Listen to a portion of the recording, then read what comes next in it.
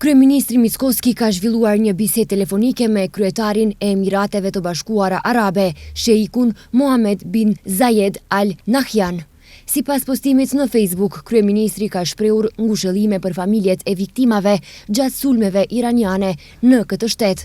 Kryeministri Mickoski gjatë bisedës ka potencuar nevojën për kujdes të shtuar dhe koordinim për sigurinë e qytetarëve të Maqedonisë që gjenden në rajon. Maqedonia, si antare e NATO-s dhe partner strategjik të Shteteve të Bashkuara të Amerikës, mbetet fuqimisht e përkushtuar në parimet e suverenitetit dhe integritetit territorial.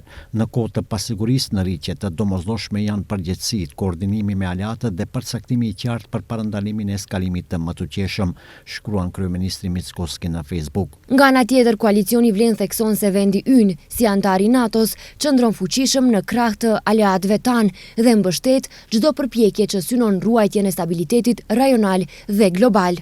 Siguria e përbashkët është përgjegjësi e përbashkët dhe në këtë kuadër solidariteti me aleatët tanë është i panegociueshëm. Ne besojmë se paqja nuk është vetëm mungesë konflikti, por prania e drejtësisë, stabilitetit dhe rendit ndërkombëtar.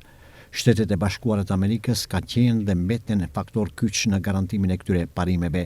Maqedonia e Veriut çdo herë do të jetë krah Shteteve të Bashkuara të Amerikës si partner i përhershëm strategjik dhe si shtet që e shet të ardhmen e tij të lidhur ngushtë me botën demokratike dhe euroatlantike. Solidaritet të plotë me Shtetet e Bashkuara të Amerikës dhe përpjekje për të mbrojtur paqen, stabilitetin dhe sigurinë globale, ka shprehur edhe lideri i BDI-s Ali Ahmeti.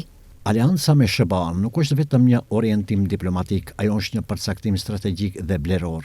Është zgjedhja jonë për të qenë në anën e demokracisë, të lirive themelore, të shtetit, të së drejtës dhe të përgjegjësisë ndërkombëtare. Vendi ynë e veçanërisht populli shqiptar e di mirë se çfarë do të thotë mbështetja amerikane në momentet vendimtare të historisë sonë, prandaj edhe sot ne qëndrojmë përkrah partnerit tonë më të madh strategjik. Ndërkohë kur jemi të aleancat me NATO-n dhe SBA-n, vjen edhe njoftimi se nesër në vendin ton do të qëndrojë sekretari i përgjithshëm i NATO-s, Mark Rutte.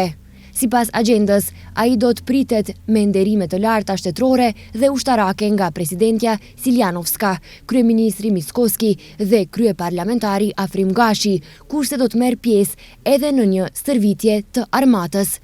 Kjo do të jetë vizita e parë e Mark Ruttes si sekretari i përgjithshëm i NATO-s. Ai qëndroi në Shkup në vitin 2021, por si kryeministër i Holandës. Në vitin 2023, për vizitë zyrtare në Maqedoninë e Veriut, qëndroi ish sekretari i përgjithshëm i NATO-s, Jens Stoltenberg.